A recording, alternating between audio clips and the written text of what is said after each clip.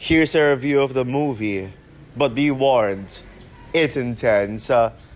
Before I start off this review, I need to call off the critic's name. Frozen Wish Studios, Frozen Wish Studios, Frozen Wish Studios. The critic is loose. Hey guys, this is Frozen Wish Studios here, and welcome back to another movie review. And today, I'm going to be doing a review on Beetlejuice. So Beetlejuice is the sequel to an all-timer Beetlejuice, which was initially my favorite Tim Burton film, and yeah, it's such a classic. And it came out just very recently this year, and is directed by the infamous Tim Burton. I don't need to make an introduction about him, but I will talk about him like later on in a bit. And it stars Michael Keaton, Winona Ryder, Jenna Ortega, Catherine O'Hara, Justin Theroux, Monica Bellucci, Arthur Conti, Willem Dafoe, Bern Gorman, Danny DeVito as a cameo role, etc. And so the film tells a story taking place years after the events of the original Beetlejuice. I don't know how many years, but what I do know is that basically Lydia Deetz is now like a mother to a rebellious teenager named Astrid, played by Jenna Ortega.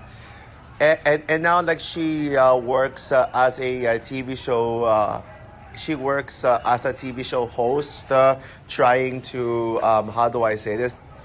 To like pretty much interview people who have who had experiences with ghosts. And you know why she does this? Because she still cannot get out of the past. She's still traumatized by her past stuff. When at the time when she was haunted by Beetlejuice as a teenager. And she also has visions of seeing Beetlejuice. Yeah, she still hallucinates basically. And then but suddenly her daughter Astrid thinks that Lydia is crazy because Astrid is a person who does not believe in ghosts, despite her mother has seen ghosts. So they do have a bit of a troubled relationship, but this is what results. And then like one day, the family is forced to get back together, despite Astrid being in a boarding school. When it is revealed that her grandpa is dead, the grandpa Charles Dietz is dead.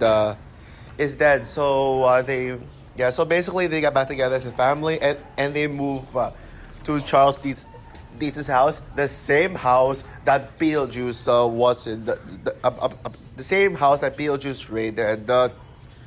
And so and then Lydia's boss, Rory, apparently is in love with her and wants to marry her. But yeah, this causes an even more trouble, the mother and daughter relationship between Lydia and Astrid. But one day, Astrid meets a boyfriend named his name Jeremy, I think. Yeah, Jeremy. By the way, I had to search it up because they never really mentioned the boyfriend's name in the movie, so I had to search it up. But Jeremy, who by the way, Jeremy reminds me of Tyler. He's a lot like Tyler from Wednesday. So, but apparently Jeremy turns out to be a ghost, making Astrid suddenly believe in ghosts. But then trouble happens, and pretty much trouble that Lydia has no choice but to call Beetlejuice. And Beetlejuice also has a mission to protect himself from his ex-wife named Dolores, who is getting revenge on Beetlejuice for killing him in the past. And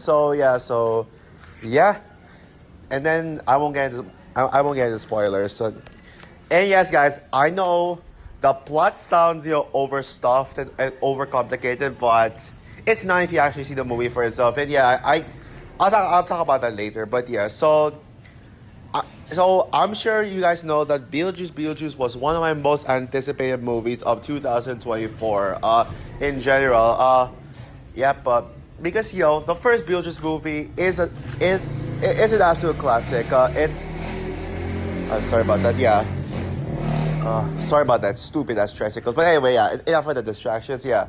So the first Beetlejuice movie is my favorite Tim Burton film. Like I said, like my favorite of the Tim Burton classics. But the main reason I was hyped for this film is two words: Jenna Ortega. I mean, do you need an introduction on why I love Jenna Ortega? She is in my top five favorite actresses of all time list. I can tell you everything.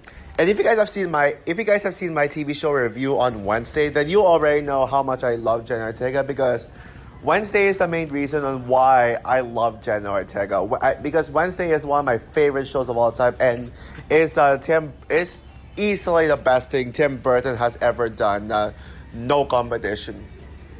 Now, yes, Tim Burton is a hit-miss director nowadays, but I do think that he's overall a good director, mainly because of his style of being weird and creepy and very spooky, despite not being way too horrorish.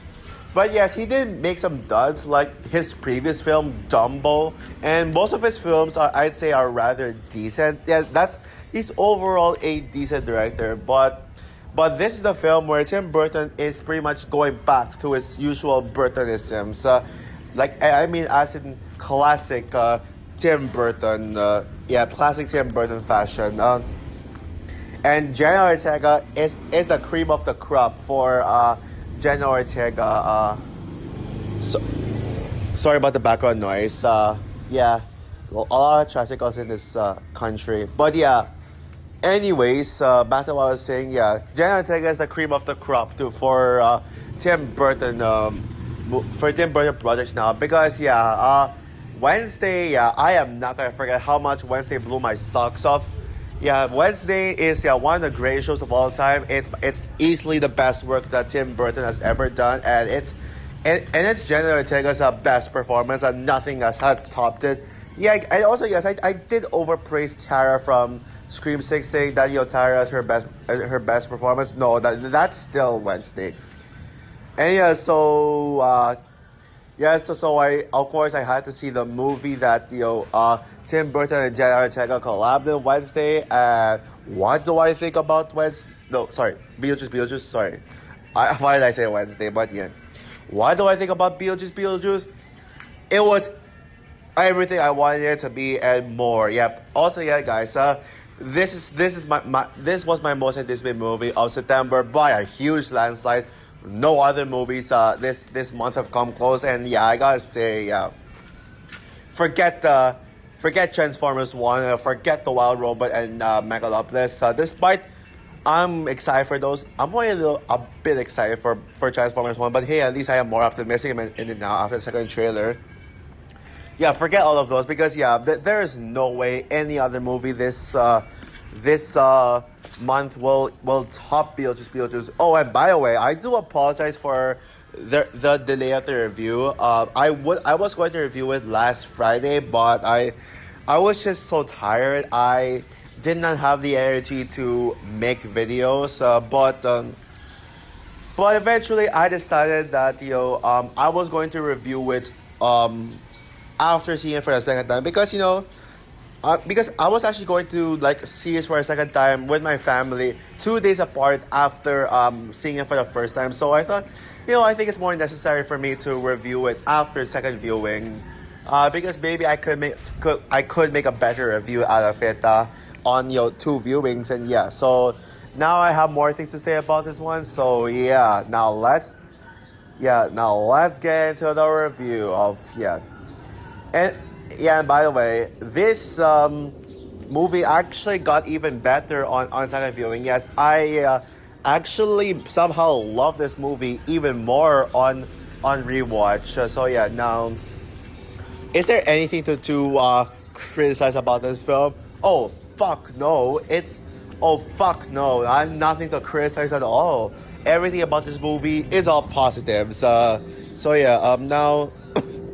Let's talk about why this movie perfectly works. So this film is basically another Top Gun Maverick and Twisters, where it's a legacy sequel that pretty much tries to capture the classic film in modern day filmmaking. It is better than Twisters, but not as good as Top Gun Maverick, in my opinion. When it comes to comparing all of them, in the case where it's a legacy sequel that feels old school and it does not modernize the franchise. I mean, yeah, sure, you got some other legacy sequels like Creed, but Creed basically does modernize. But Creed feels a lot like a modern film. It doesn't really make itself feel old school. The only difference between this and Top Gun Maverick and Twisters is that while both Top Gun Maverick and Twisters are directed by a different director from the original, Beetlejuice has the exact same director as the original. Yeah, both of them were directed by Tim Burton because let's be real here, no other director can properly direct a Beetlejuice movie other than Tim Burton. Yeah, these movies are pretty much to me the movies that define Tim Burton's style and the kind of director he is.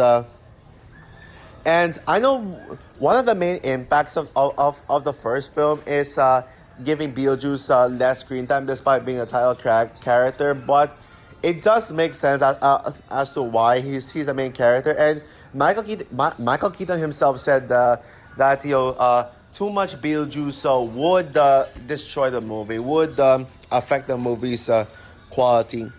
And so, based on the trailer for this movie, you might think that the vast majority of the film would focus on the afterlife and would give Beetlejuice way more screen time, right?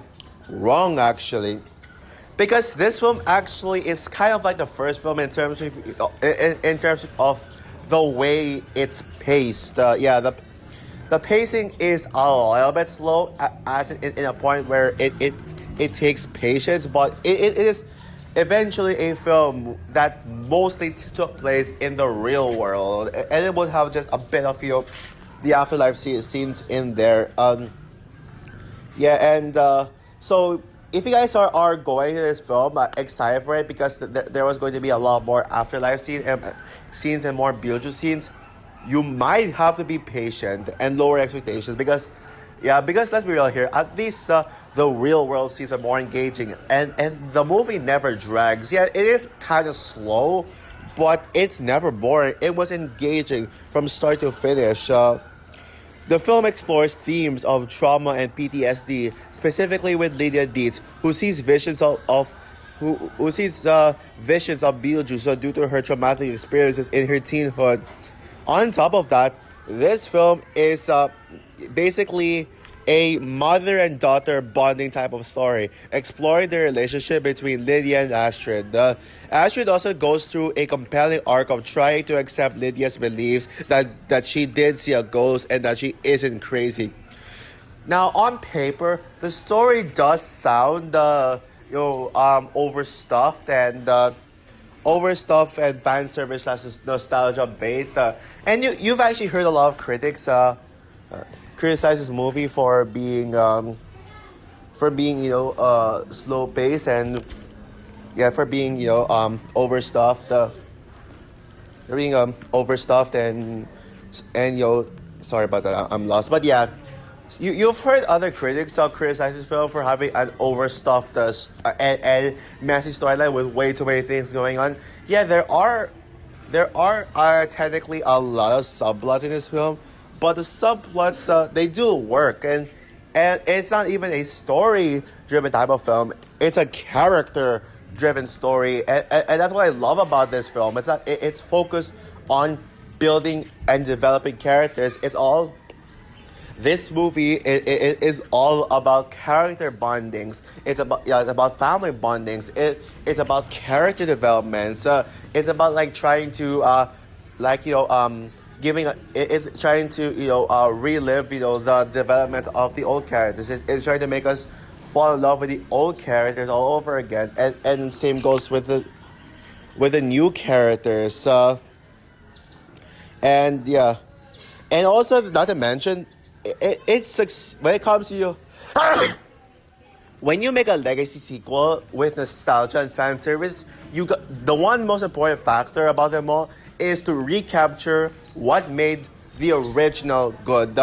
you may have your nostalgia and fan service, but if you don't actually take note, bring in what the elements, the quality. Oh my god, sorry guys. Sorry, fuck Philippines. Sorry. It if you guys sorry yeah, quality filmmaking, basically, yeah, it has to capture the quality of the original, and this film literally not only captured, the quality, but also surpassed it as well. It surpasses it. Yeah, because this movie is better than the original Beetlejuice in every single way possible. And yeah, this movie basically feels like the most Tim Burtonized out of all Tim Burton. He not only went back to his classic style of filmmaking, but he does it in but he really takes it to the next level. And yeah, this film does feel this film does feel like an old movie. It feels like an old film.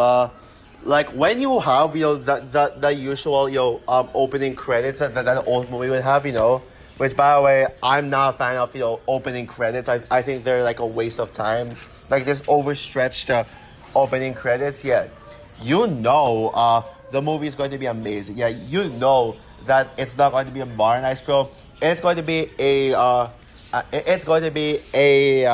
recapture the feel of an old movie, and that shows with the not only the way this movie was filmed, but also the effects as well. The VFX,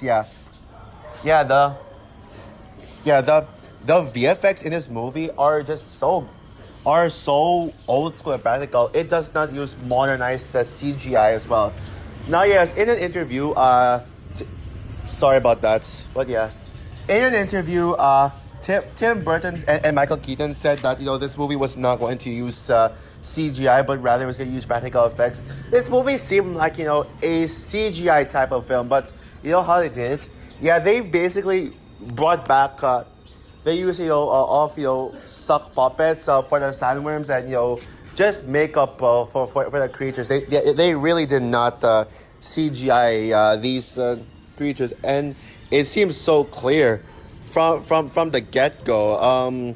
One of the things that stands out from this film is just the fact that there is a lot of unpredictability and surprises. Like there is never a time where anything in this film felt predictable and obvious. There were a lot of plot twists here, and plot twists that you will not see coming. Like I'm not going to spoil what the plot twists are, but yeah, I'll just say, just prepare to see some plot twists coming. And also, the movie is the movie has an ending that was shocking, and the ending does not hold back at all. And also, there is surprisingly amount of gore too. Like it's impressive. Some of the gore were just play for laughs and were cartoony, but yeah, the gore in this is so the gore in this is so you'll see what I mean when you actually watch the film. And but of course you got the performances. So from the actors, some great performances too. Everybody gives a great performance, whether it's a returning character or a new one. Michael Keaton is just like the Beetlejuice we all know and love. His performance maintains the same as the first, with in a good way. And yeah, he's still got that great accent like theirs. Winona Ryder and Catherine O'Hara were a perfect returning cast. Were perfect returning cast of actresses from the original as well. Catherine O'Hara is one of the standouts of the film. You'll hear a lot of people say that Catherine O'Hara is the MVP of the film, and you can see why, because she is absolutely hilarious. She is so funny in this movie. She's like literally the funniest character in the film. And yes, guys, I think you probably know that Beetlejuice is a comedy, and the jokes here absolutely land. But at the same time, it does have the seriousness as well. So it's not like entirely funny. And yeah, and also you got some perfect new additions like William Dafoe. This is probably William Dafoe's most fun yet, and also this is probably his most underrated performance yet. And also, yeah, I gotta say this is the better William Dafoe performance of the year. With his other one, with the other William Dafoe movie, I'm comparing this to being Kinds of Kindness, a movie I did see, and I would say I liked it, but it's not perfect. It's one of the weaker Yorgos Lanthimos films. And then you also got the Monica Bellucci, who you may know as Lucia from Spectre, aka the oldest Bond girl ever, as the main antagonist of the film. Despite the limited screen time, she was everything you want from a Beetlejuice antagonist, from a Tim Burton antagonist. She was creepy, she was haunting, she scared the living shit out of me. And oh yeah, and also that backstory with Beetlejuice and Monica, the one where, like, it's like, in the style of Nosferatu, like, the 1920s. Yeah, that's one of my favorite scenes in the film. But probably my third favorite scene. Yeah, the ending would be my favorite scene in its entire film, and also that wedding dance. Yeah, by the way, that wedding dance was insane. Yeah, Justin Theroux was also like hilarious too. He had some great humor as well, and this is probably his best performance. This is his best performance yet. Also, Arthur Conti as as Astrid's quote unquote boyfriend. Yeah, great one. And yeah, sorry, where was I? Yeah, he actually reminded me of Tyler from Wednesday. Yeah. But of course, Jenna Ortega was the MVP. Yeah, the perfect sauce for a perfect Tim Burton film, like what I said earlier. Yeah, can we please get Jenna Ortega to star in every single Tim Burton movie now? If Helena Bonham Carter can do that, star in every movie that Tim Burton does, Jenna Ortega should do the same too. Yeah, Jenna Ortega should be the new Helena Bonham Carter. Yeah, she is the main reason why I love this movie. And yeah, this film does not hold back with the Tim Burtonisms, with all the creepiness and stuff. There were actually some straight up jump scares, some scenes that actually got me scared. Even the beginning of the film, even the beginning of the film had a scene that shocked me. So yeah. So overall, Beetlejuice is Tim Burton's best movie yet. Even though I still think although it's not as good as Wednesday when it comes to Tim Burton's works, and nothing will ever top that. Yeah, it pretty much it's better than any other movie that Tim Burton has ever done. Yeah, definitely go see this film if you haven't yet. Even if you are skeptical about the film, thinking that was going to be an unnecessary cash grab, I can assure you, you will be surprised by this film. So yeah, with that said, I'm going to give Beetlejuice 5 stars out of 5. One of my favorite movies of the year so far. In fact, top 5 favorite films of the year thus far.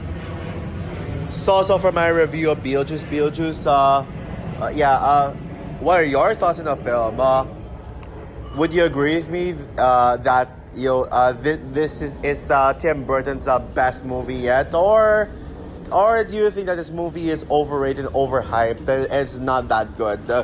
Comment down below, like, subscribe, hit the notification bell, and stay tuned for more videos to come. I don't have any other major videos planned yet until like my Transformers reviews leading up.